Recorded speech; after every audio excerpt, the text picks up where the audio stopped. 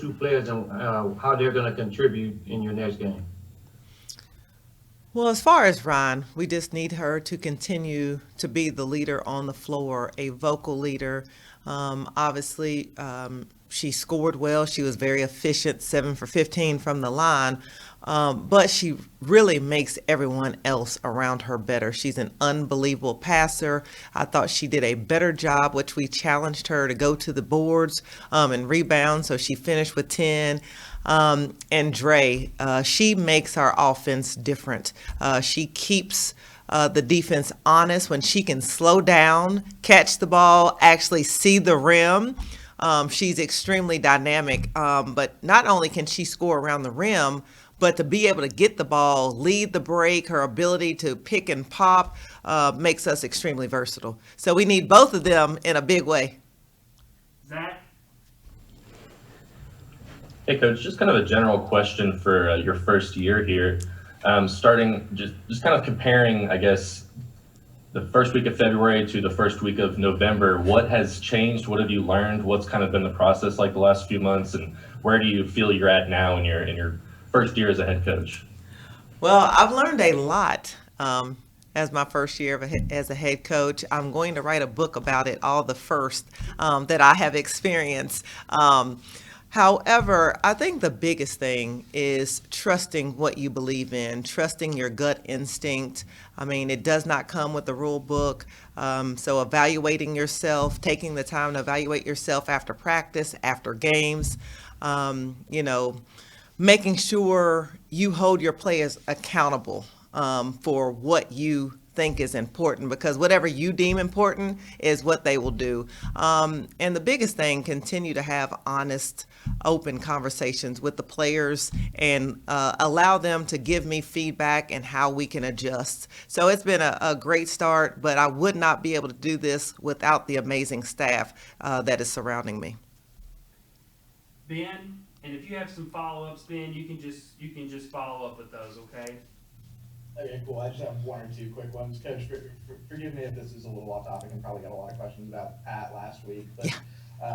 just in terms of that, you mentioned this being, your first year as a head coach. Just in terms of what you learned from her and in terms of her coaching style, what do you feel like are the things that maybe that from her that you learned that kind of manifest in how you go about coaching your team and running your program? Well, Coach is an icon, but I did learn a lot from playing for her. I would say one of the things that we're very similar, the intensity. We are very intense. There's a way we want it to look, being able to hold your players accountable. But one thing that Coach Summitt was great at, and I am still learning along the way, is pushing your players, but trying to get the best out of them without breaking their spirits. Coach Summit was amazing at that. So, still learning how to push buttons, but still keep them confident.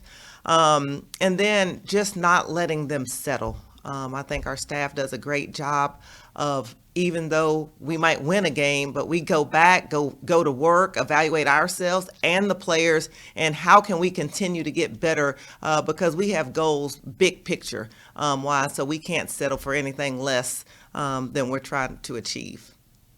And just as a quick follow-up, I know you're one of four coaches in the SEC that played for Pat, and between Kelly and the Nickies as well. Just being a part of that and kind of continuing that legacy, for lack of a better term, and being a part of that for the younger generation as players, get younger and maybe your memory fades a little bit. Just what's it like to be a part of that?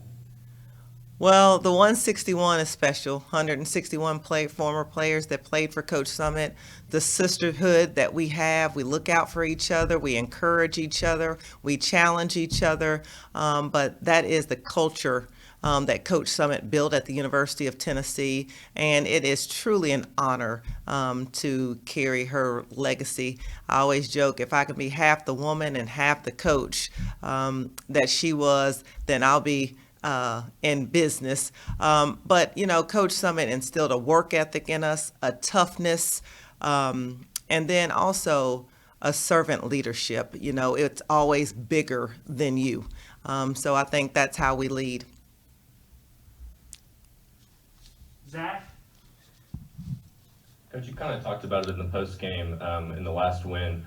about how the games have been close games for Kentucky. You all have pretty much been able to pull them out in weird ways, no matter what. And on the flip side of that, some of the teams that Kentucky's come out with these wins against haven't necessarily been the premier teams in the SEC. I'm just kind of curious, what do you think the reason is that they haven't seemed to be able to keep the foot on the gas, with 10-point halftime leads and things like that? That's a great question. I think that just goes back to our focus for 40 minutes, and we talk about it in this league.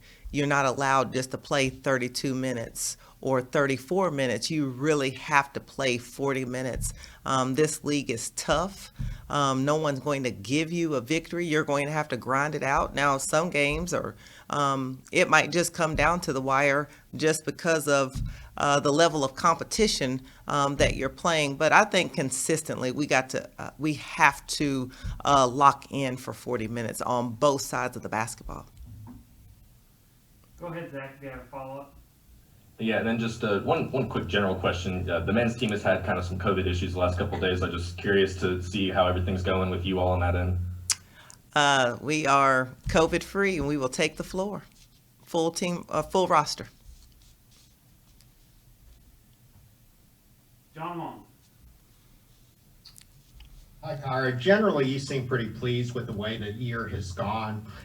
What is the one area in which you think the team has improved the most from the beginning of the year until now? I would say our offensive execution. Now, that does not mean we always hit shots. There's games that we have not. However, I think they're very confident in what we're running, how we're trying to set people up to score, and where their shots are coming from. So I think we've really taken a step forward offensively. I would like to see us continue to build upon our defense. We have gotten better, but definitely not where I want to be, but that is part of the journey during the basketball season. One other thing, we talk about this collegiality between college basketball coaches, and you're in a little bit of a unique situation in the conference with the sisterhood and everything, but how well do you think you've been received by your colleagues in your first year? People have been amazing to me, outpouring of love, support. I receive text messages from Hall of Fame coaches that are either giving me advice or encouragement. So that's always a good feeling. And, I am open. I am still learning. I am a work in progress. And to have advice from Coach Dunn or Coach Mickey DeMoss or Coach Andy Landers, I am all ears. And in order to be the best, you have to learn from the best. And you also have to continue to prepare and not be afraid to fail. I'm going to make some mistakes, and that is part of the journey, and all coaches do, but learning from the mistakes and getting better. Okay, thank you. When you're ready for your book, look me up. I am ready. I have the title already. We have time for two more. We'll go Darren and then Gary Graves. Hey, Coach. I've got a couple of questions. First of all, I know you've already talked a little bit about Ryan, but last couple of games we've seen not only her scoring the basketball, but also sharing it and really putting up a lot of assist numbers. Just if you could describe that part of her game and how she's improved and the trust that she has in her teammates, like we saw at the end of the first half against Missouri when she found Robin for the open three just before the end of that quarter, that development of her game as a passer. Well, she has really taken a step forward. She trusts her teammates. Her basketball IQ is extremely high. She has great court vision. Sometimes she can be a little too unselfish, but I can appreciate the fact that she's trying to get everyone involved. She keeps everyone confident, and she does understand, as talented as she is, she needs her teammates to hit shots, to loosen up the defense, to get rebounds, to get defensive stops. So it is a team game, and she is trying to involve everyone because she is only as good as our team. So she does understand that point. And finally, regarding your opponent on Thursday, Ole Miss, how are they different? How have they improved since the team that you were able to handle down there last year? Well, they're playing extremely hard right now. And, I told the players, do not let their record is not indicative of who they are. They're athletic, they play hard. Shakira Austin makes them different. So even Jones hitting shots and Kitchen setting screens. So they're a very dangerous team, and we have to match their intensity. Coach, thanks. Thank you. We'll end with Gary Graves. Hey, Coach, along that same line, talking about Ryan, and the question was just asked. I guess it's one thing for her to take charge in some games, but it seems like now, they're looking, her teammates are looking less to her to take charge and kind of stepping up themselves. How much of that is Ryan's influence in terms of getting them to become more confident in their games and do things on both ends?